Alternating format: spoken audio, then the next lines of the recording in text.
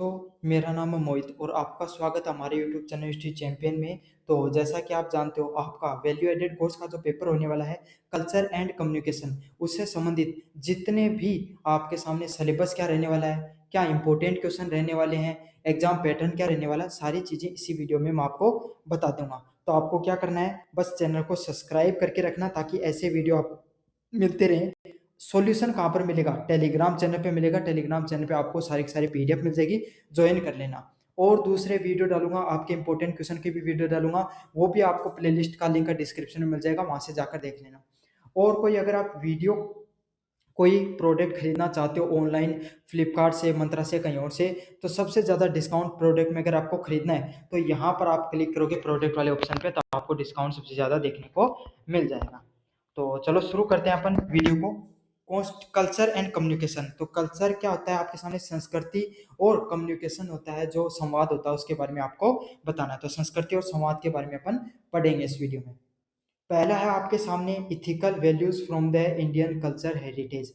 तो जो सांस्कृतिक, जो हमारे नैतिक कर्तव्य हैं, नैतिक जो हमें नैतिकता मिली है हमारे जो संस्कृति से, उसके बारे में अपने को बता देना है।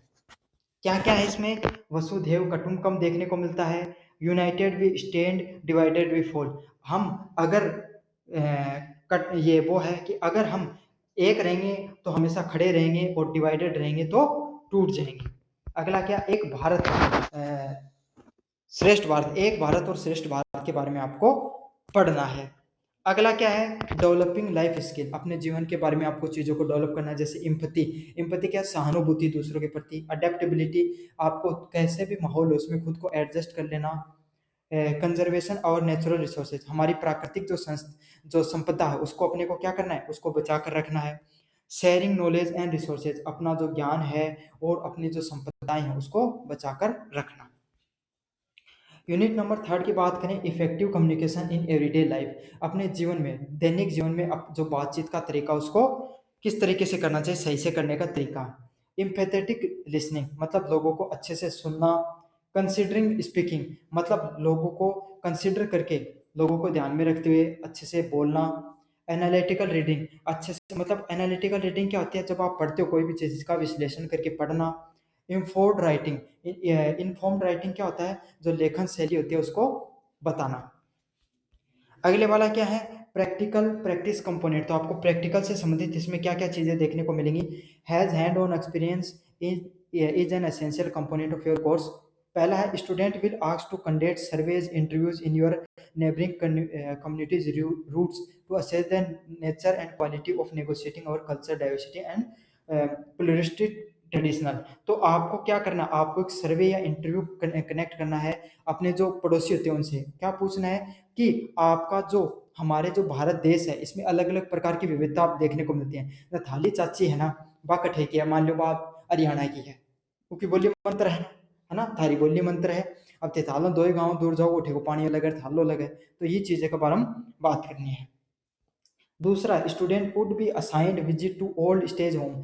बच्चों को क्या है, जो वृद्ध आश्रम होते हैं वहां पर जाना है, हॉस्पिटलों में जाना है, और कैंसर के वार्ड होते हैं वहां पर आपको जाकर आना है। किसके लिए? To interact and write about the experiences with the old people, ताकि बूढ़े लोग होते हैं उनके साथ तुम बातचीत कर सको और उनकी जो समस्या है उनके बारे में समझ सको। Care givers, parents, nursing staff और सब लोगों से आपको बातचीत करनी है। They will also be assigned visit to the historical important places and monuments। आपको साथ के साथ जो ऐतिहासिक जगह होती है वहां पर जाना है, ऐतिहासिक जो मोनूमेंट होते हैं वहां पर आपको जाकर आना है, विद इन द सिटी, अपने शहर के अंदर। And also conserve the tourist in order to trace the comprehensive view. आपको अपने भारत का अच्छे से, जो आपका जो मतलब सिटी है उसके बारे में अच्छे से चीजों को जान लेना है। अगले वाला क्या है? Students sell make a group to presentation a individual report on the activity undertaken, discussion with the classmate and teachers help undertaken, involve clarity of vision, ethical values and communication skill. तो ये जो आपका paper होने वाला है communication skill का और ethical values का, इससे संबंधित आपको सामने अपने टीचर को क्या करना है, रिपोर्ट पेश करनी है, उनके साथ चर्चा करनी है। एनी अदर रिलेटेड एक्टिविटी, और कोई एक्टिविटी करना चाहो तो वो भी आप कर सकते हो। इसमें बीच में एक दो चीजें आपको बताना भूल गया, ये आपका पेपर है नॉन कॉलेज वालों का, तो कितने नंबर का देखने को मिलेगा? 100 नंबर का देखने को मिलेगा। पास नंबर कितने नंबर चाहिए आपको? 40 अंक है वो पास होने के लिए चाहिए। रेगुलर वाले विद्यार्थी होंगे उनके लिए पेपर कितने नंबर का होगा, यही पेपर आपका कितने नंबर का देखने को मिलेगा, 70 नंबर का देखने को मिलेगा। और पास होने के लिए आपको कितने नंबर चाहिए, 70 + 30 के पैटर्न में होगा। पास होने के लिए आपको मात्र 28 अंक इसमें से चाहिए होंगे। फिर अगर अपन बात करें आपका पेपर वो 3 सेक्शन में आएगा, सेक्शन ए, सेक्शन बी और सेक्शन सी।